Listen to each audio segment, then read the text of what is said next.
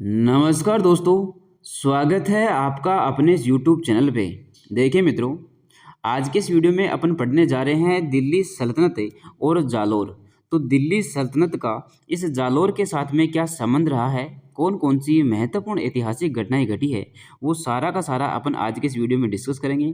एकदम आसान भाषा में अपन इस टॉपिक को समझने की कोशिश करेंगे।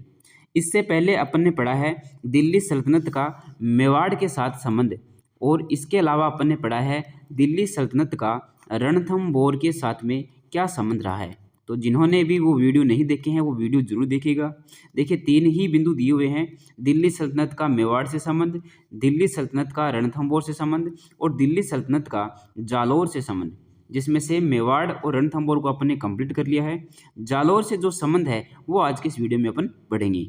देखिए, मेवाड़ में जो प्रमुख राजवंश था उसका नाम है गुहिल राजवंश, और गुहिल में सबसे पहले जो शासक है जिसका संबंध रहा है इस दिल्ली सल्तनत से, उसका नाम है जैत्र सिंह।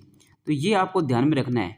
मेवाड़ को अपन ने बहुत ही आसान भाषा में समझा है, बिल्कुल बेसिक से लेकर के चले हैं।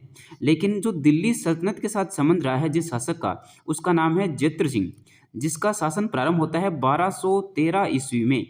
तो देखिए, 1206 ईस्वी में ये दिल्ली सल्तनत में गुलाम वंश जो है प्रारंभ होता है। गुलाम वंश का प्रथम सुल्तान जो था, जिसका नाम था कुतुबुद्दीन ऐबक, तो वो जो है गुलाम वंश की स्थापना करता है। तो 1206 ईस्वी में दिल्ली सल्तनत काल प्रारंभ होता है। तो 1213 ईस्वी में जब जैत्र सिंह शासन संभालते हैं, इसके समय जो है इल्तुतमिश का आक्रमण होता है, फिर नासिरुद्दीन महमूद का आक्रमण होता है। ये सब कुछ अपन ने डिस्कस कर लिया है इस मेवाड़ वाले में। तो जैत्र सिंह के बाद में आते हैं आपके तेज सिंह, तेज सिंह के बाद में आते हैं समर सिंह, और समर सिंह के बाद में आते हैं सबसे अंतिम जो रावल शाखा के हैं, उनका नाम है रतन सिंह। तो रतन सिंह के समय 1303 ईस्वी में आपके अलाउद्दीन खिलजी का आक्रमण होता है। मेवाड़ का शाखा जो है वो होता है 1303 ईस्वी में, ये अपन ने पढ़ा है। उसके बाद में अपन ने पढ़ा है राणा शाखा के जो राणा हमीर आते हैं। राणा हमीर के बाद में महाराणा सांगा, तो महाराणा सांगा तक का अपन ने कंप्लीट किया है इस मेवाड़ वाले पोर्शन में।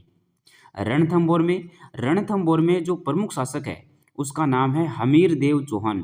तो हमीर देव चौहान का और अलाउद्दीन खिलजी का जो संघर्ष है वो भी अपन ने पढ़ा है। तो वो सब बातें अपन दोबारा जो है रिवाइज ना करेंगे, ज़्यादा वीडियो लंबा ना बनाएंगे। आज अपन इस वीडियो में पढ़ेंगे दिल्ली सल्तनत का जालोर के साथ में क्या संबंध रहा है। तो दिल्ली सल्तनत और जालोर के साथ संबंध में सबसे पहले अपन को समझना होगा जालोर के जो चौहान शासक है वो कौन कौन से हैं। तो एक ट्रिक है, इस ट्रिक के माध्यम से अपन जालोर के जो चौहान शासक है उनको याद कर सकते हैं। ये एक छोटी सी ट्रिक बनाई है मैंने।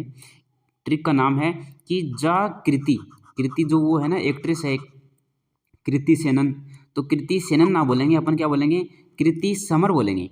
तो कृति समर ऊंचा साका, मेवाड़ में तो क्या है, साका ही साका है, और इधर रणथंभौर में भी साका है, यानी कि राजस्थान में साका ही हुआ है। तो अपन कृति को बोल रहे हैं कि कृति समर ऊंचा साका। तो ये जो है आपका, इस ट्रिक के माध्यम से अपन जालोर के चौहान शासकों को याद कर सकते हैं। कैसे? जा का मतलब है जालोर, और कृति का मतलब है कृतिपाल, और समर का मतलब है समर सिंह, ऊ का मतलब है उदय सिंह, और चा का यहाँ पे चाचिंग देव, और साका में है एक तो है आपका सामंत सिंह और एक है आपका कानड़ देव। ये जो 6 प्रमुख शासक हैं जालोर के, जिनको अपन इस ट्रिक से याद कर सकते हैं। कृति समर ऊंचा साका। अब देखिए, जो कृतिपाल है सबसे पहले यही शासक बनता है जालोर में, और जालोर में चौहान वंश की स्थापना करता है। ये नाडोल से आते हैं। तो कृतिपाल जो है 1181 ईस्वी में, और 1181 से 1182 ईस्वी तक ये आपका शासक रहता है कृतिपाल जालोर में। उसके बाद में समर सिंह, इनका ही पुत्र है, 1182 से 1205 ईस्वी तक। उसके बाद में उदय सिंह 1205 से 1257 ईस्वी तक। उदय सिंह के बाद में है चाचिंग देव 1257 से 1282 ईस्वी। फिर है आपका सामंत सिंह 1282 से और 1305 ईस्वी। फिर कानड़ देव है 1305 से 1311 ईस्वी। तो कानड़ देव चौहान जो है इसके समय आक्रमण करते हैं, और अलाउद्दीन खिलजी। अब ये देखिए, जो कृतिपाल है ये अपन इसलिए पढ़ेंगे क्योंकि ये जो जालोर के चौहान शासक है उनके संस्थापक है ये कौन, कृतिपाल चौहान सबसे पहले। इनके समय में दिल्ली के कोई भी सुल्तान का आक्रमण नहीं होता है, क्योंकि दिल्ली सल्तनत काल ही आपका 1206 ईस्वी से प्रारंभ होता है, जबकि इनका जो काल है कृतिपाल का वो है 1181 और 1182। तो ये प्रमुख नहीं है अपने इस सिलेबस के अकॉर्डिंग। उसके बाद में है समर सिंह। इनके समय भी दिल्ली के सुल्तान जो है वो प्रारंभ नहीं होते हैं, तो ये भी महत्वपूर्ण नहीं है अपने सिलेबस के अकॉर्डिंग।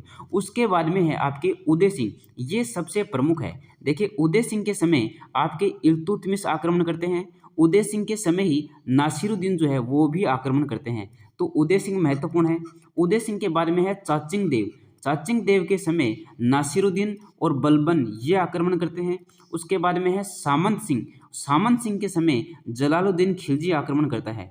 उसके बाद में आता है आपका कानड़ देव। इनके समय बाद में जलालुद्दीन खिलजी के बाद में अलाउद्दीन खिलजी जो है ये आक्रमण करता है कानड़ देव के समय। तो ये चार जो शासक है जालोर के ये महत्वपूर्ण है। कौन कौन से? उदय सिंह, चाचिंग देव, सामंत सिंह और कान्हड़ देव। इनके समय ही दिल्ली के सुल्तानों का आक्रमण होता है। तो दिल्ली के सुल्तान भी अपन ने याद किए हैं इससे पहले भी वीडियोज में, आज अपन वापस पढ़ लेते हैं। देखिए सबसे पहले जो गुलाम वंश का जो शासक है, सबसे पहला सुल्तान, उसका नाम है कुतुबुद्दीन ऐबक, 1206 ईस्वी में। तो 1206 से लेकर के और 1210 ईस्वी तक। उसके बाद में इसका ही एक गुलाम है जिसका नाम है इल्तुतमिश, ये 1210 से 1236 तक दिल्ली का सुल्तान रहता है। उसके बाद में जो है दिल्ली की सत्ता डगमगा जाती है, क्योंकि जो इल्तुतमिश के जो बेटे हैं वो आपस में ही लड़ने लगते हैं। तो रजिया सुल्तान जो है ये शासक बनती है। उसके बाद में मुजुद्दीन, फिर है अलमुद्दीन, फिर है नासिरुद्दीन। नासिरुद्दीन के बाद में इसका ही प्रधानमंत्री है बलबन, ये बनता है। फिर यहाँ पे गुलाम वंश खत्म हो जाता है और खिलजी वंश प्रारंभ हो जाता है, जिसमें सबसे पहला है जलालुद्दीन खिलजी और इसका ही भतीजा है अलाउद्दीन खिलजी। तो ये जो है दिल्ली के सुल्तान हैं प्रमुख है, जिनका अटैक होता है इधर अपने राजस्थान में। मेवाड़ में अटैक वो अपन ने पढ़ा है, रणथंभौर पे अटैक जो है वो अपन ने पढ़ा है। आज अपन देखेंगे कि दिल्ली सुल्तानों का इधर जो जालोर के शासकों के साथ जो युद्ध है, जो संग्राम है, जो संघर्ष है, वो अपन पढ़ेंगे। तो एक एक करके अब इनको डिस्कस करते हैं। सबसे पहले देखिए ये है जालोर का प्राचीन नाम क्या है? जावालीपुर है, बिजोलिया शिलालेख में दिया हुआ है। जालोर दुर्ग जो है इसको बोलते हैं सुवर्णगिरी। ये महत्वपूर्ण क्वेश्चन है, ये अपना जो दुर्ग वाला टॉपिक है उसके लिए भी महत्वपूर्ण है। तो जालोर दुर्ग का नाम क्या है? सुवर्णगिरी है। एक देखिए स्वर्णगिरी भी है, स्वर्णगिरी, कंफ्यूज नहीं होना है आपको, क्या है? एक है आपका स्वर्णगिरी। तो स्वर्णगिरी किसको बोलते हैं? जो जैसलमेर का जो दुर्ग है उसको बोलते हैं स्वर्णगिरी, और जालोर के दुर्ग को बोलते हैं सुवर्णगिरी। जालोर का दुर्ग सोनगिरी पहाड़ी पर है, इसलिए यहाँ के शासक सोनगरा चौहान कहलाए। तो जालोर के जो चौहान शासक है वो क्या कहलाते हैं? सोनगरा चौहान कहलाते हैं। सबसे पहले अपना जो शासक है उसका नाम है कृतिपाल। देखिए अपन ने एक ट्रिक से जालोर के जो चौहान शासक है उनको याद किया है। ट्रिक का नाम है जा कृति समर ऊंचा साका। तो जा का मतलब है जालोर और कृति का मतलब है कृतिपाल। तो सबसे पहला शासक है कृतिपाल, 1181-82 ईस्वी में। इसका दिल्ली के सुल्तानों के साथ में कोई संबंध नहीं है, दिल्ली का गुलाम वंश प्रारंभ ही नहीं हुआ है। लेकिन ये जालोर का जो चौहान शासक है उसकी स्थापना करने में इनका योगदान है कृतिपाल का। तो अपन इनको पढ़ेंगे। देखिए नाडोल के चौहान शासक अलहण के पुत्र हैं। तो ये जो जालोर के जो चौहान हैं ये कहाँ से आए हैं? ये आए हैं नाडोल से। जालोर में चौहान वंश की स्थापना की किसने? कृतिपाल ने। मेवाड़ के शासक सामंत सिंह, देखिए अपन ने मेवाड़ जब पढ़ा था तो मेवाड़ में सामंत सिंह को पढ़ा था। सामंत सिंह और कुमार सिंह ये जो दो भाई थे, सामंत सिंह और कुमार सिंह ये जो दो भाई थे, तो सामंत सिंह जो है इस पर अटैक करता है। कौन? ये कृतिपाल, और सामंत सिंह को हरा देता है, यानी कि मेवाड़ के शासक को हरा देता है। जालोर में जांगलेश्वर महादेव मंदिर का निर्माण करवाया। तो इसको उपाधि मिली हुई है, ये महत्वपूर्ण है, कित्तू एक महान राजा। ये कौन बोलता है? ये है इनका मोहनोत सिंह के द्वारा उपाधि दी गई है। एक है राजेश्वर की, ये है सुंधा अभिलेख, उसमें इनको राजेश्वर कहा गया। तो कित्तू एक महान राजा, कित्तू का मतलब कौन है? ये कृतिपाल है। कृतिपाल को एक महान राजा बताया गया है मोहनोत सिंह द्वारा। महान तो है ही, क्योंकि मेवाड़ के शासक सामंत सिंह को इन्होंने हरा दिया। फिर सामंत सिंह के जो भाई हैं कुमार सिंह, वो वापस इनसे अपना मेवाड़ छीन लेते हैं, ये आगे की बात है। लेकिन सामंत सिंह को इन्होंने पराजित किया था, इसलिए इनको कहा जाता है कित्तू एक महान राजा। मोहनोतनेनसी के द्वारा। तो ये सबसे पहला जो शासक है कीर्तिपाल, ये यहाँ पे कंप्लीट होता है। कीर्तिपाल के बाद में जो अगला शासक है वो है आपका समर सिंह। ट्रिक क्या है कि जा कृति समर, तो कीर्तिपाल अपन ने कंप्लीट कर लिया है। अब है अपना समर सिंह। तो 1182 से 1205 ईस्वी जालोर दुर्ग के परकोटे का निर्माण करवाया। पुत्री लीला देवी का विवाह है चालुक्य शासक भीमदेव द्वितीय के साथ करवाया। देखिए ये देवी है, इस देवी का विवाह है इस देव के साथ में करवा देते हैं। कौन? ये समर सिंह। ये महत्वपूर्ण नहीं है अपने सिलेबस के अकॉर्डिंग। अब जो महत्वपूर्ण जो शासक है जिसका संबंध रहा है दिल्ली सल्तनत के साथ में, उसका नाम है उदय सिंह। ये यहाँ से महत्वपूर्ण है, आपके फैक्ट प्रारंभ हो जाते हैं। 1205 ईस्वी में ये शासक बनता है और 1257 ईस्वी तक रहता है। जालोर राज्य का विस्तार किया। 1228 ईस्वी में 1228 ईस्वी में क्या होता है, उदय सिंह जब शासक होता है उस समय दिल्ली का सुल्तान है इल्तुतमिश, तो वो आक्रमण करता है यहाँ पे जालोर में। और जब आक्रमण करता है दोनों के मध्य संघर्ष होता है जिसमें दिल्ली का जो सुल्तान इल्तुतमिश है इसको पराजय मिलती है। उसके बाद में 1254 ईस्वी में नासिरुद्दीन महमूद अटैक करता है उदय सिंह के साथ में। तो नासिरुद्दीन महमूद है इसको भी पराजित कर दिया जाता है उदय सिंह के द्वारा। तो उदय सिंह के समय दिल्ली के दो सुल्तान जो है वो अटैक करते हैं, हमला करते हैं। कौन कौन से? एक तो है आपका इल्तुतमिश और एक है आपका नासिरुद्दीन महमूद। तो ये आपको नाम ध्यान में रखना है। ये आते हैं सबसे पहले उदय सिंह के समय में। तो उदय सिंह के समय ही दिल्ली सुल्तान का जालोर पर सर्वप्रथम आक्रमण हुआ है। अपना जो सिलेबस है उस सिलेबस के में दे रखा है दिल्ली सल्तनत और दिल्ली सल्तनत, और उसके बाद में क्या दे रखा है, मेवाड़, रणथंभौर और जालोर। तो दिल्ली सल्तनत और जालोर। तो दिल्ली सल्तनत का इस जालोर के साथ में क्या संबंध रहा है, उसमें सबसे पहला जो फैक्ट है, महत्वपूर्ण फैक्ट है जालोर वाले में, वो आता है आपका उदय सिंह। उदय सिंह के समय दिल्ली के दो सुल्तानों ने हमला किया है, दिल्ली का सुल्तान इल्तुतमिश और दिल्ली का सुल्तान नासिरुद्दीन महमूद। ये आपको नाम ध्यान में रखने हैं। उदय सिंह के बाद में देखिए चाचिंग देव जो है ये शासक बनते हैं जालोर के 1257 से 1282 ईस्वी। चाचिंग देव को उपाधि मिली हुई है महाराजा धीराज की। इन्होंने अपनी पुत्री रूपा देवी का विवाह है मेवाड़ के रावल तेज सिंह के साथ में करवाया। समकालीन दिल्ली सुल्तान कौन है? नासिरुद्दीन और बाद में है इनका बलबन। नासिरुद्दीन का जो प्रधानमंत्री है उसका नाम बलबन है। तो चाचिंग देव जब शासक बनता है तो इनके समय में ये नासिरुद्दीन और बलबन जो है ये दिल्ली के सुल्तान बनते हैं। इनका कोई भी हमला जो है इधर नहीं होता है, किसी भी सुल्तान का आक्रमण नहीं हुआ है। लेकिन अगर ये पूछ लिया जाए कि चाचिंग देव के समय दिल्ली का सुल्तान कौन था, तो एक तो था नासिरुद्दीन, नासिरुद्दीन के बाद में है आपका बलबन। अब आता है आपके सामंत सिंह 1282 से 1305 ईस्वी। 1291 ईस्वी जलालुद्दीन खिलजी का असफल आक्रमण, जलालुद्दीन खिलजी आक्रमण करता है तो वह असफल हो जाता है। सामंत सिंह ने बाघोला राजा सारंगदेव की मदद ली इस आक्रमण के समय। जब ये जलालुद्दीन खिलजी आक्रमण करता है तो उस समय सामंत सिंह की जो सहायता वो कौन करते हैं? बाघोला के राजा है सारंगदेव। और ये जलालुद्दीन खिलजी जो है इनको हार का सामना करना पड़ता है, इनको सफलता नहीं मिलती है, ये फिर वापस यहाँ से लौट जाते हैं दिल्ली की तरफ। तो सामंत सिंह के समय जो आक्रमण करता है या जो दिल्ली का सुल्तान है वो कौन है? जलालुद्दीन खिलजी है। अब सामंत सिंह के बाद में अब अपन पढ़ेंगे कान्हड़ देव चौहान। कान्हड़ देव चौहान 1305 से लेकर के 1311 ईस्वी। अपनी जो ट्रिक है उस ट्रिक का नाम क्या है कि जाकृति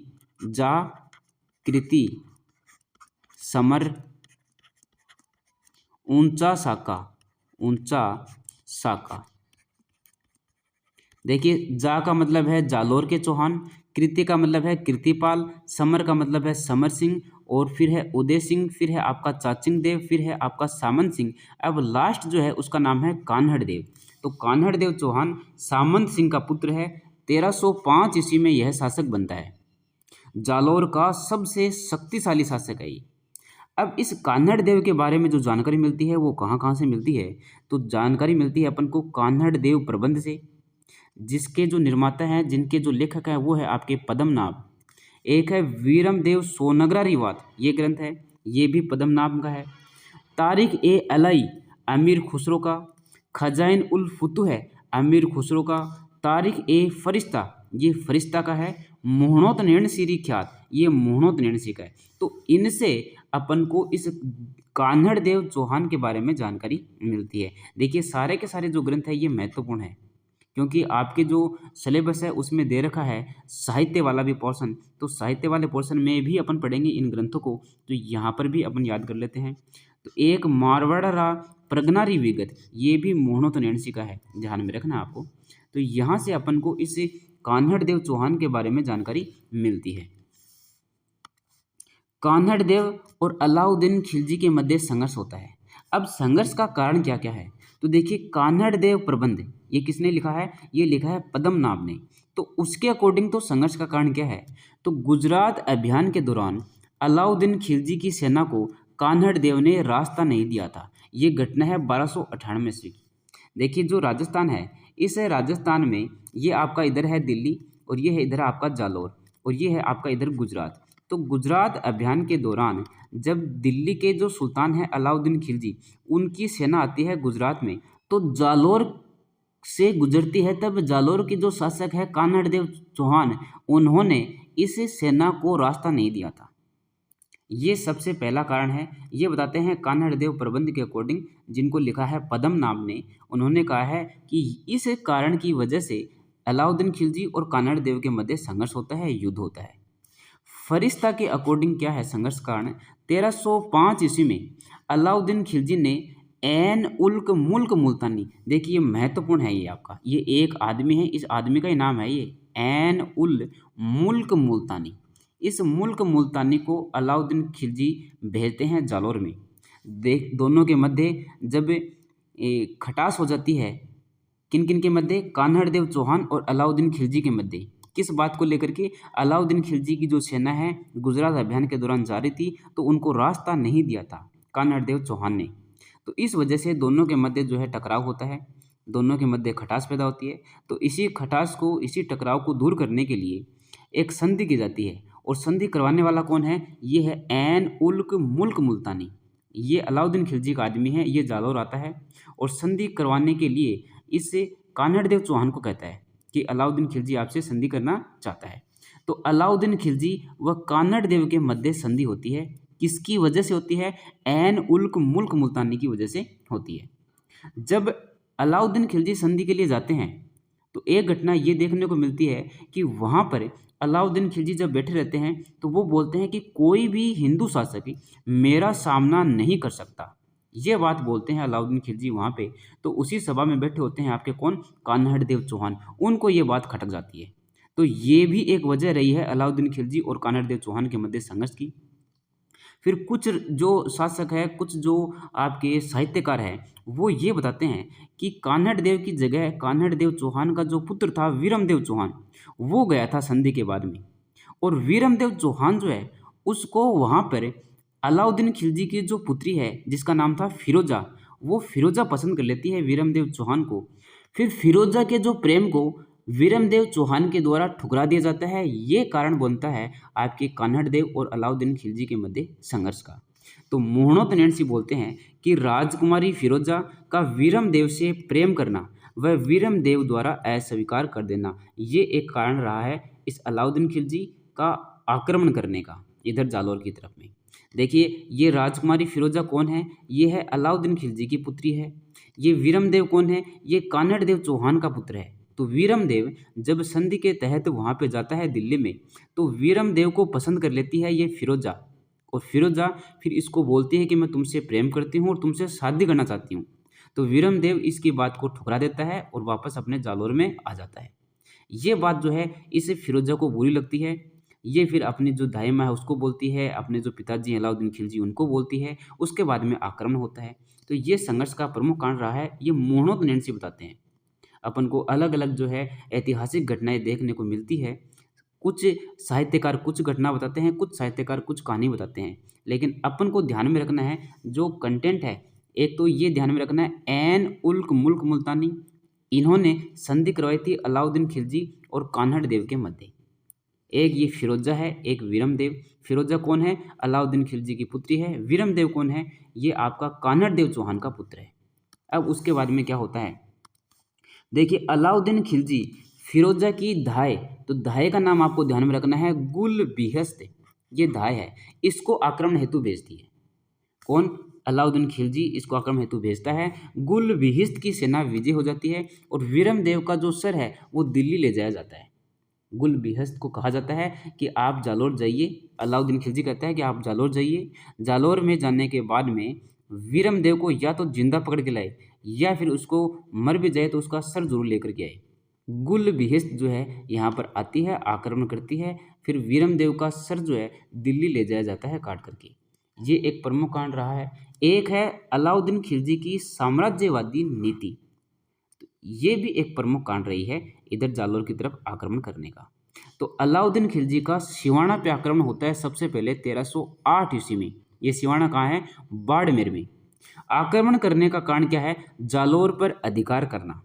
अब जालोर पर अधिकार करने के लिए सिवाना पर आक्रमण क्यों किया गया? क्योंकि सिवाना का जो किला है वो जालोर दुर्ग की कुंजी है, इसलिए सबसे पहले सिवाना को जीतना है और सिवाना को जीतने के बाद में जालोर को जीतना है। ये नीति थी किसकी? अलाउद्दीन खिलजी की। इसलिए सबसे पहले वो अटैक करता है बाड़मेर में सिवाना के किले पर। सिवाना का किला जालोर दुर्ग की कुंजी कहलाता है। सिवाना का शासक उस समय था शीतलदेव चौहान। ये कानड़देव चौहान का ही भतीजा था शीतलदेव चौहान, ये वहाँ का शासक था। तो इस समय 1308 ईस्वी में ये सबसे पहले अलाउद्दीन खिलजी सिवाना पर आक्रमण करता है और सिवाना के किले को जीत लेता है। शीतलदेव और अलाउद्दीन खिलजी इनके मध्य संघर्ष होता है। इधर जो शीतलदेव जो है ये कैसे करता है और जो मेणादे है ये जोहर करती है। शीतलदेव का जो सेनापति है जिसका नाम है भावला, ये भावला जो है ये विश्वासघात कर लेता है शीतलदेव के साथ में। ये वहाँ पानी की जो टंकी थी उसमें जो है विष मिला देता है। तो ये जो विश्वासघात किया जाता है किसके द्वारा? भावला के द्वारा। और भावला कौन है? शीतलदेव का सेनापति है। इस वजह से ये जो शीतलदेव है ये हार जाता है, पराजय हो जाती है इनकी, और अलाउद्दीन खिलजी जो है इनकी जीत हो जाती है, ये विजय हो जाता है। अलाउद्दीन खिलजी का सेनापति कौन था इस समय? वो था कमालुद्दीन। जब अलाउद्दीन खिलजी सिवाना पर अटैक करता है 1308 ईस्वी में, उस समय इनका सेनापति है कमालुद्दीन। ये जब जीत जाते हैं उसके बाद में अलाउद्दीन खिलजी ने सिवाना का किला कमालुद्दीन को सौंप दिया, वह इसका नाम खेराबाद कर दिया। तो ये फैक्ट जो है वो पूछे जाते हैं कि सिवाना के किले का नाम क्या कर दिया गया? खेराबाद कर दिया गया। एक जो मेवाड़ वाला अपन ने पढ़ा था उसमें जो चित्तौड़ का जो दुर्ग है उसका नाम क्या कर दिया गया था? खिजराबाद कर दिया गया था। अलाउद्दीन खिलजी का जो पुत्र था खिज्र खा, उसको सौंप करके और वहाँ जो है खिजराबाद नाम कर दिया गया था। और ये जो सिवाना वाला है इसका नाम कर दिया गया है खेराबाद। तो ये आपको ध्यान में रखना है, खेराबाद कर दिया गया है। और ये सौंप किसको दिया गया था? कमालुद्दीन को सौंप दिया गया था। कमालुद्दीन कौन है? अलाउद्दीन खिलजी का सेनापति है। तो ये सिवाना के दुर्ग पर अपना अधिकार कर लेते हैं अलाउद्दीन खिलजी 1308 ईस्वी में। उसके बाद में आपका होता है सिवाना के किले को जीतने के बाद में अलाउद्दीन खिलजी का जालोर पर आक्रमण होता है 1311 ईस्वी में। इधर है कान्हड़देव सोनगरा चौहान जालोर में, और इधर कौन है? अलाउद्दीन खिलजी है। अब कान्हड़देव सोनगरा जो है ये केसरिया करते हैं, जेतलजे जोहर करती है। इसका जो सेनापति है दहिया बिका, ये विश्वासघात कर लेता है। देखिए अपने इधर जो है अपने यहाँ की जो शासक है उनके साथ विश्वासघात किया गया है, उसकी वजह से ही इनको हार मिलती है, वरना ये हारने वाले नहीं होते हैं। तो कोई ना कोई विश्वासघात जरूर करता है, और विश्वासघात जो है ये अपने लोग ही करते हैं। तो ये विश्वासघात कर लिया जाता है दहिया बिका के द्वारा। तो दहिया बिका का नाम ध्यान में रखना है। उधर जो है सिवाना में भावला का नाम ध्यान में रखना है। तो दहिया बिका के द्वारा विश्वासघात कर लिया जाता है, जिसकी वजह से इनको पराजय देखने को मिलती है, और ये जो अलाउद्दीन खिलजी है ये जीत जाता है। अलाउद्दीन खिलजी का सेनापति जो है इस समय वो है मलिक नाइब। सिवाना पे जब अटैक किया था उस समय जो सेनापति था उसका नाम था कमालुद्दीन। जब जालोर पर अटैक किया है उस समय सेनापति है उसका नाम है मलिक नाइब। तो ये नाम आपको ध्यान में रखना है, ये ही पूछे जाते हैं। अलाउद्दीन खिलजी ने जालोर का नाम जलालाबाद कर दिया। तो ये आपका महत्वपूर्ण फैक्ट है। अलाउद्दीन खिलजी ने जालोर में खिलजी मस्जिद व तोप खाना मस्जिद बनवाई। तो देखिए जो मेवाड़ वाला है उसका नाम तो क्या था आपका खिजराबाद, सिवाना वाला है उसका नाम क्या था? खेराबाद, और जालोर का नाम क्या कर दिया गया है? जलालाबाद कर दिया गया है। ये आपको नाम ध्यान में रखने हैं। तो दिल्ली सल्तनत का मेवाड़ के साथ संबंध, दिल्ली सल्तनत का रणथंभौर के साथ संबंध और दिल्ली सल्तनत का इस जालौर के साथ संबंध, ये जो पार्ट है आपका यहाँ पे कंप्लीट होता है। वीडियो को बार बार देखिए, रिवाइज कीजिए, अच्छे से नोट्स बनाइए। पहली बार चैनल से जुड़े हो, चैनल को सब्सक्राइब जरूर कीजिएगा और ज़्यादा से ज़्यादा शेयर भी कीजिएगा। अब अपन मिलेंगे नेक्स्ट वीडियो में एक नए टॉपिक के साथ में। धन्यवाद।